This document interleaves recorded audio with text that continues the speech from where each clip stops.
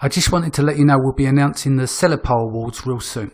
This will be an annual awards for Amazon and private label sellers around the world. The rules of engagement are, to make this a level playing field, Seller Sessions, myself and Databrill are excluded for being nominated and winning awards. Equally, any consultant, software company or service provider caught begging for votes to create an unfair advantage will be removed and added to the Hall of Shame. The Hall of Shame will be announced along with the other nominations and winners. Visit sellersessions.com/sellerpoll and register your interest. Your community needs you, so make sure your vote counts. Let's get into the show. Hey guys, welcome back to Seller Sessions. Today I bring in Barcus Patty for the first time. How you doing? Great, man. Thanks for having me. I appreciate it. No problem. So obviously good friends of the show, Anthony Lee. You guys work together at Sixleaf. And today we're going to be talking about this letter that's been, this screen grab basically, has been going around the Amazon sphere, if you like, for the last week or so. So I don't know if you want to read out part of it. It's the one with regards to the policy warnings, misuse of sales rank. You know, we've kind of covered this over and over again, where we encourage you to review misuse of ratings, feedbacks or reviews, misuse of sales rank, and misuse of search and browse as well. Sure. So bit of explosion in and around the Facebook groups. Just thought we'd get the ball back on the ground and get some perspective on it. Yeah. So it seems like Amazon will start enforcing something that's kind of written vaguely in their TOS. And you know, if you start looking, yes, the Amazon terms of service is written vaguely. If you go look at Walmart and eBay and Etsy and all them, their seller terms of service and buyer terms of service, they're all written vaguely too. Yeah. They're written that way for a specific reason, probably so they don't have to rewrite it every day. Mm-hmm. But anyway, and Amazon will send out, if you know, there's been a few people that have gotten the letter that, hey, your account has been temporarily disabled but they don't explain specifically what's happening. And that's the frustrating part about all this is it's not Amazon's fault, but you know, they could certainly do things a little bit, make it a little bit easier for sellers. But so like you were just saying, there's been a few people that have gotten this one temporarily suspended, and I want to read verbatim from this letter. Yeah. Recent activity on your account violates Amazon's selling policies and seller code of conduct, and your account has been temporarily deactivated. At this time, funds will not be transferred to you, but we will stay in your account while we work with you to address the issue. Now, the great thing about this letter is they say it's temporarily deactivated and they want to work with you. Yeah. So what they really want to do, they want you to say, hey, you know, this is what you did wrong. This is what we want to do to fix it. And this is what we're going to do to prevent it. Mm-hmm. Now, they want you to be very specific, but this is good. The silver lining about this is they want to work with you. That's why it's temporarily deactivated. Yeah. Now, the frustrating part comes here where they say, why is this happening? And they say that Amazon's selling policies and seller code of conduct prohibit any attempt to manipulate ratings, manipulate feedback, manipulate reviews, manipulate sales rank, misuse Amazon A to Z guarantee. Now, if you're a new seller and you got this letter, you might be like, what did I do wrong? You might not know. You know, I would say that 75% or more, if you get this letter, you have some inkling of, well, you know, maybe it was this, maybe it's my review sequence, maybe I was buying reviews. Not alluding to anybody has done anything specifically. I don't want to, I don't want that to come out. I'm just saying that some people, they typically know what they did. Yeah. Now, and it says, how do I reactivate my account? Amazon just wants a plan of action going over a few things. And they also say, we encourage you to review Amazon's selling policy and seller code of conduct at this link before you create your plan. So again, they want specific information from you, what you did wrong, what you're going to do to fix it, and what you're going to do to prevent it. And then, so it gets really confusing. And what I was just talking about in a live video in our group, that so full disclosure, I work for Sixleaf. I'm the chief success officer there.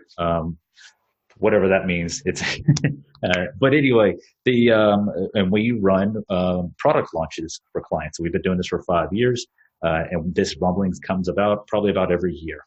Yeah. We've had 3 clients that claimed that they've gotten this letter. So that obviously they're questioning the services they're currently using. Mm-hmm. I've seen 3 other people that aren't using our service. One specifically was running Facebook ads. So we got people that aren't using services at all. Some people are using launch services that are getting this temporary deactivation letter. Yeah. What we've seen so far across all 6 of these products and these clients is these are all supplements. They are all less than 6 months old from being live on Amazon, and they all have less than 10 reviews. Mm-hmm. Now, that's all we know right now. I've reached out to our clients, and I've said, hey, let's get on the phone. Let's figure this out. We can help you write your plan of action.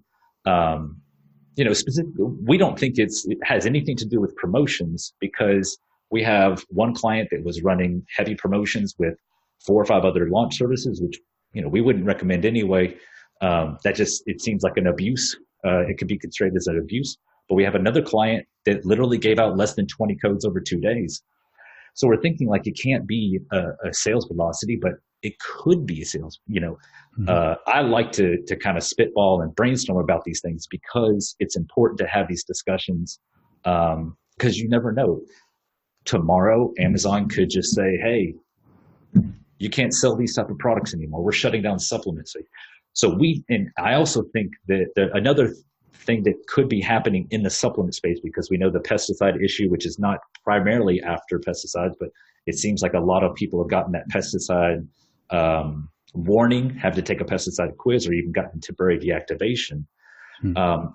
Perhaps Amazon is maybe enforcing some FDA guidelines, the Federal Drug Administration, on maybe people are making claims on their listing. So if you don't know what the FDA, go ahead. Sorry, I didn't mean to. Yeah, no, I'm just hearing you out. So okay, sorry. While you've been speaking about that, one of the things I'd like to say on the subject as well is that, but everyone has their biases, right? So I run a PPC agency, and I could talk about PPC all the time. You run a ranking agency, if you like, that you could talk about ranking all the time and then defend it. So we have to put our biases aside. But one thing I did notice about this whole thing is that when I've seen this stuff, like Facebook groups will not always tell you the whole story. So someone will publish it onto Facebook, but they won't tell you what really went on behind in the background. You don't get the full picture. They'll want, like initially, like you've got a business and you want to impart blame somewhere. They go, right, that went wrong. 9 times out of 10, when I've looked under the hood for someone and I've back channeled everything that they've done to reverse engineer to find out where it went wrong, it's never been down to using like a storefront URL or anything like that. It's always come down to asking for reviews, dodgy inserts, 3+ shipping deals are a little bit dodgy. All of those things you unravel and you're like, oh yeah, but I didn't realize, yeah, but that shouldn't play a part. And then tries to, to make excuses for that. And so it becomes you've got to be very careful. Now, these people may actually be suspended. We don't know, for trying to rank using a service or trying to do it independently, right? We just don't know that. But 9 times out of 10, there's always like more that meets the eye. And that's my whole point with it. And then what happens is if that gets shared, that gets then shared as the gospel in these groups. And then people parrot them and they don't even run discounts or giveaways or have the data or the backup. Do you see what I mean? So suddenly it ends up being, because people want to feel part of the community, go, oh yeah, you can't do giveaways. And they may have only been on their first product and they've only just about run PPC, but never have actually done a giveaway. They don't back it up with data. Yeah. And that becomes very dangerous. And then that starts to generate poor information. That's not to say tomorrow that will change. It's like with the podcast, right? I have to accept that over 2-3 years of running the podcast, when I say certain things in a period of time, terms of service are going to change. And you could look back on that and go, blimey, did I say that? But that was 2016, 17. Do you see where I'm coming from? Yep. So things move fast, and all we've got to do is we move fast with it. And it's important to have the right information at the right time. Yeah. And, like Danny said, he has PPC agency, so he's biased there, and I'm biased here. Been doing this for next month will be 4 years with Sixleaf. So I've never seen anybody actually suspended from running a promotion with us. And if you think about, I try to look at this from let's take a look and see what Amazon has to say about all these things versus what we all assume, because my opinion really doesn't matter. It doesn't, it doesn't. So if you, and I'm pulling this information right from Amazon Seller Central, you can go into your account and just go up to the top search bar and type in increased sales. Go to this page. So Amazon really touches, I'm not going to go into all of these, but Amazon talks about how you can increase sales, price and shipping, fulfillment, blah, blah, blah. They talk about promotions. And in that, the last bit of that paragraph, they say you too can make a great impression on buyers by offering promotions. To learn more, see promotions. So if you go to this page, which is really interesting, if anybody is skeptical about running promotions, it says, that blah, blah, blah, this is how you run promotions. That you can do it with free shipping, percentage off, or buy one, get one free. Now, Amazon's guidelines for having a successful promotion, in their words, are three things. The customer must know about it. Makes sense, right? Time sensitive, which is really kind of time aligns with FTC. You have to have a time sensitive promotion to consider it a sale over a certain period of time. You could get caught, and the FTC would just say, well, this 50% off is just now the regular price, and now you're violating advertising standards. But the last one is really important. They say it offers sufficient value to influence the customer's choice. So Amazon is telling us that to have a successful promotion, you need to offer a sufficient value, a large discount. So all these things, trying to actually read the TOS can get really confusing. You got to have a certain mindset to really go in there and dive into it. But I'm just reading information from Amazon Seller Central there, and they allow you to, they encourage you to. So now, of course, you can do things wrong. You can run PPC the wrong way. You can run a promotion the wrong way, and it's real easy to do that, especially when you start doing it on your own and running Facebook ads. Because if you don't understand a lot of the just standard guidelines, I encourage anybody, if you have any questions about that, FTC.gov has what's called rules of the road for online advertising. So advertising is for online. But anyway, so we really wanted to share what we know right now. 6 people out there in the space that say they've been suspended. All 6 are supplements. All these products are less than 6 months old of being live on Amazon. They all have less than 10 reviews. I don't know if there is a correlation to running promotions, large discounted giveaways. We don't think it is. We don't know if it's reviews. We don't know if these people have been trying to buy reviews. I'm not insinuating they are. We don't know if they've been doing anything black hat, gray hat, or if it's, maybe they haven't been running any promotions. But again, we just don't know. It seems to me like Amazon is forcing something specifically in the supplement space. We don't know yet. I've been trying to do some digging to see if FDA or FTC has updated some guidelines, because I've talked about it in the past. I know just a tiny bit about it, to see if I could get any information from it. But I just wanted to be, open about it, because there's some rumblings, and try to get in front of it and have a logical conversation about it. No, makes total sense. I mean, if we look at the other thing, if you want to tar it with a brush, when people think of supplements, what normally happens in this space? You're in supplements, that's cutthroat, that's tough, that's this, that's that.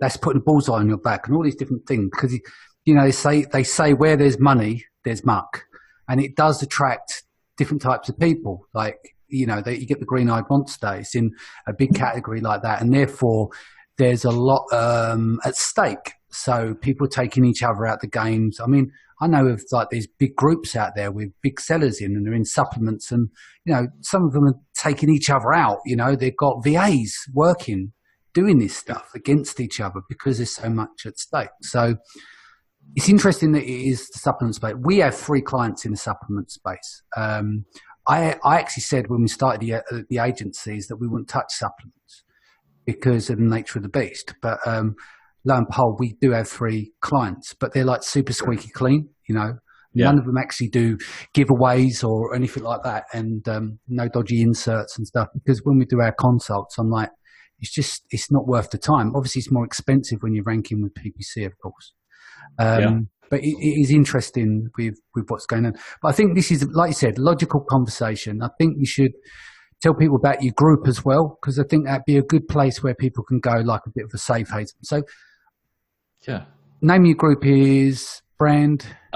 Just brand owners. If you just go to Facebook, do a search for brand owners by Sixleaf, you'll find the group. It's free to join. You know, and but yeah. Yeah, so you're recording stuff there so people can get a bit of a clearer understanding or an observation of information that comes through there. I think what we should probably do is a top down now for people that are listening so that they don't freak out, they're running promos and stuff. Let's just bring it into view what it is. You know, it's like if you get this letter, you're going to need to do a plan of action, a POA, right? In that POA, Amazon doesn't tell you what you've done wrong. They're asking you to inform them what you've done wrong so that they know that you know what you've done wrong. That's the idea, isn't it? Because it's very easy to be blasé about stuff, but they want you to be held account. I've seen it before where people get review manipulation and stuff. They've been reinstated for their listing or account suspensions. The good news about this is where the way it's worded is that they give you 17 days to get your shit together. That never used to happen a couple of years ago. Yeah. So I think what it comes down to, if you're running bot campaigns, you're doing like you're search and buy, and then you're asking for reviews at the same time. Look at all the language, all those different things that you're asking for. Just think, if you're going to do giveaways, you have to. There must be a wall between what you're doing. There's giveaways and then there's reviews. They should never be mixed together. The conversation shouldn't be had together. When your goal is, if your goal is to rank on Amazon to do giveaways, you focus on that, and then the real customers that are not buying the coupon codes, real customers after, they're the ones, once you get the visibility, if it sticks based on the quality of product, that's when, you know, you're going to ask for reviews in your follow-up and you're using terms of service. I'll probably sound crazy here trying to explain that to some people in the supplement space. They're just off. But no, I would say supplements is probably the space that if you're going to see the trending things that people are doing that are, you know, gray or black, it's going to be in that, because it's so large and it's so it's cutthroat. How do I put this? It's cutthroat for sure. It's very large. It's very competitive, but the return is so high in that space. Yes. And then just to provide some context to what we're talking about, I'm not saying everybody in the supplement space is doing something wrong or you're going to get suspended. We've got several clients that are still running promotions with new listings and supplements that aren't suspended. Yeah. I just wanted to point out what we see on our end because we're able to see a little bit wider. Yeah. So basically what you're saying is, look, there's 6 people. They happen with the data that you looked at is in the supplement space. This isn't passing the buck. This isn't saying, oh, let's blame it on supplements to guide it away from doing giveaways because that's our business. This is just based about what the information you've got at hand. Yep. Like at the end of the day, right, we run businesses, and who wants to run business unless you're like, what's the proper word for it, is morally bankrupt. Why would you run a service that you know is going to harm other people? You wouldn't. The intent's not there. Do you see what I'm saying? So I think that's got to get that off the table. It becomes misconstrued. At the end of the day, people running these businesses are normal people. Amazon will update their terms of service, won't they? Absolutely. And that's just the way it works. So parting thoughts, what would you like to add before we go? I would just say, look, just do your research out there. If you have questions, you know, Danny's got a great, the podcast is a great resource, you know, our group too. You know, I would just say, be mindful. All 6 of these people, they could be doing something all consistently. They could be scattered. I don't know. There could be somebody out there that's selling wallets and it's suspended, and I just don't know about it. I'm not the ultimate authority here. I just wanted to provide some context of what we're seeing right now. Yeah. So I would say this: if you are suspended for any reason besides the pesticide issue, and you have questions, I'm happy to help. Mm-hmm. Get on a call with somebody and just say, okay, let's break this down. Let's peel back this onion. Just to help, because I've gotten suspended before. Mm-hmm. Well, I got put in the review doghouse one time, and come to find out, Amazon was enforcing something that happened over the last summer where there's review velocity. We know about review velocity now, but this is when it just came out. Well, I wasn't sending out a review sequence, but I launched the product and I got four reviews in 1 week that were all not verified. And Amazon's like, put me in the doghouse for a few months. And so now we know. So, but anyway, just do your own due diligence, do your research. Feel free to contact Amazon too. You know, a lot of people think it's not a good resource, but there are some knowledgeable people there. That's it. That's all I got. Thank you for listening. Email address. Do you want to give out, okay to do your email address so people can email you and ask questions? For sure. It's just Barcus at Sixleaf.com. It's BARCUS at Sixleaf, SIXLEAF.com. Sounds good. Barcus, thanks for joining us. We'll get you again soon. Guys, thank you for joining us. I'll see you again soon. Take care.